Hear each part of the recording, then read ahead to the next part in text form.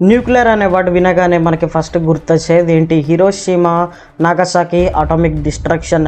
1945లో atomic bombings of Hiroshima and Nagasaki. A short time ago, an American airplane dropped one bomb on Hiroshima. Scientists, British and American, have made the atomic bomb at last. The first one was dropped on a Japanese city this morning. It was designed for a detonation equal to 20,000 tons of high explosives.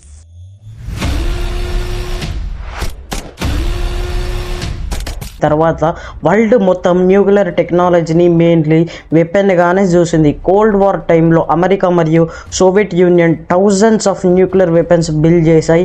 అప్పటి నుంచి ఈ nuclear అంటే చాలామందికి danger, destruction అనే మీనింగే కనిపించింది. కానీ ఇండియాలో కొంతమంది సైంటిస్ట్కి న్యూక్లియర్ని వేరే యాంగిల్లో చూశారు. వాళ్ళు ఒక డిఫరెంట్ క్వశ్చన్ అడిగారు. న్యూక్లియర్ టెక్నాలజీ డిస్ట్రక్షన్ కాకుండా డెవలప్మెంట్ కోసం యూజ్ చేయొచ్చా?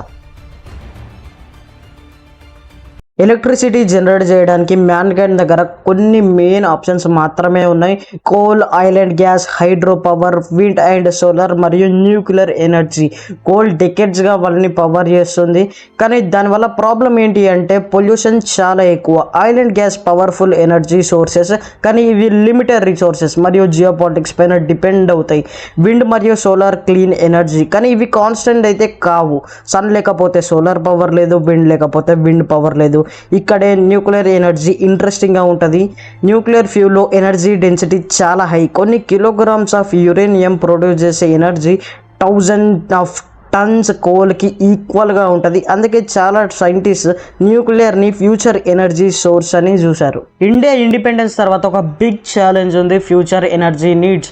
ఇండియా లాంటి హ్యూజ్ పాపులేషన్ ఉన్న కంట్రీకి ఎలక్ట్రిసిటీ డిమాండ్ ఫ్యూచర్లో చాలా పెరిగింది. అప్పుడే ఒక ఇండియన్ సైంటిస్ట్ ఈ ప్రాబ్లం గురించి డీప్గా ఆలోచించాడు. ఆయన Homi Jahangir Bhabha. Bhabha vision simple but powerful. Indian nuclear ఎనర్జీని డెవలప్ చేసి ఎనర్జీ ఇండిపెండెన్స్ అచీవ్ చేయాలి. 1950స్లో ఆయన ఇండియా కోసం ఒక long term nuclear plan design చేశారు. ఇప్పుడు మనం 3 స్టేజ్ న్యూక్లియర్ పవర్ ప్రోగ్రామ్ అని పిలుస్తాం. ఐడియా ఏంటి అంటే ఫస్ట్ యురేనియం రియాక్టర్స్ యూజ్ చేయడం, నెక్స్ట్ స్టేజ్లో ప్లూటోనియం బేస్డ్ రియాక్టర్స్, ఫైనల్ స్టేజ్లో ఇండియా దగ్గర యూజ్గా ఉన్న థోరియం రిసోర్సెస్ని యూజ్ చేయడం. ఈ ప్లాన్ డెకెడ్స్ ముందు డిజైన్ చేశారు.